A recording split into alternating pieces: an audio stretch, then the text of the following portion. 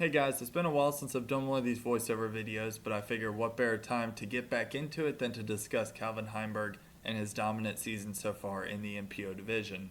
Let's look at the numbers. So Calvin right now is 1,046 rated. He saw a 4-point jump with the April 11th ratings refresh. That's a crazy jump for someone that was already 1,042 rated, but it just speaks to how well he played in the month of March. And then looking forward to April, between Blue Ridge Championship, Champions Cup, and Jonesboro, I expect we're going to see another rating increase for Calvin. Likely not 4 points, but I could see him getting to 1,047 or 1,048. Now, as far as his closest competitor, his current co-number one, paulmcbeth, Paul with his month of April, I could see him remaining at 1,046, but I think it's more likely we'll see a 1 or 2 point drop. And so with that, Calvin in a week or two is going to be your outright number one player in the world, which is awesome to see. He's earned it with how he's played so far this season. Thank you. Let's look at the DGPT standings. So Calvin right now is almost 150 points clear of second place Gannon Burr. Just absurd. Followed by Kyle, who's not far behind, Isaac, and then Eagle. Isaac and Eagle have really found their form as of late.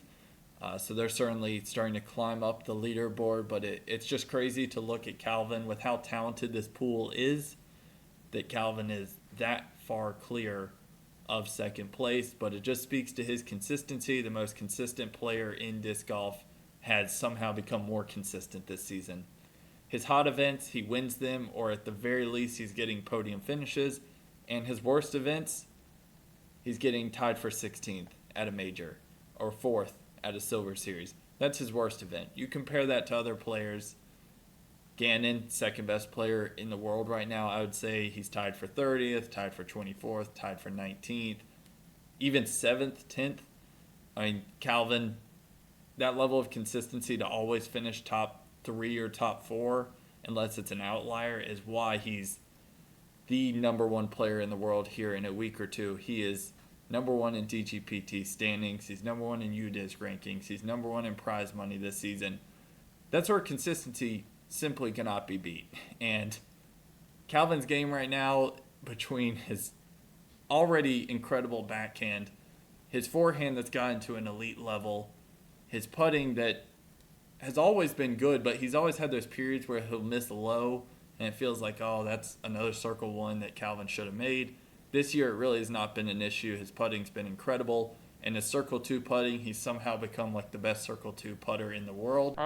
Yeah, I mean, I've started to play a little more, I guess, and practice putt a little more. So Then you bring in the mental game. We've known for years that Calvin is the most consistent player in disc golf. Thank you. But it always felt like he can always get a 2 through 5 finish. But when's he going to get those victories? Maybe he gets one a season, but has 7 podium finishes.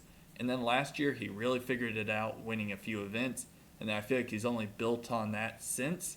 And this year, he already has 3 wins through the first 8 events. And it seems like he's really figured out the mental side of disc golf as far as closing out these events and winning them. And now that the mental side is kind of caught up to the physical side with how good his game is, it seems like the sky's the limit for Calvin. And honestly, it feels like every event he's going to be the favorite to win it, and someone else is going to have to take it from him. I did take a look at ratings real quick just to reiterate just how good Calvin is. So here are the events. Green is Elite Series, gray is Silver Series, blue is Major, and then in parentheses is where he finished. And then here are the round ratings. So I won't go through those individually, but just looking at the averages, Las Vegas Challenge 1,050, Waco 1,055, Open at Austin 1,050, Texas State 1,073.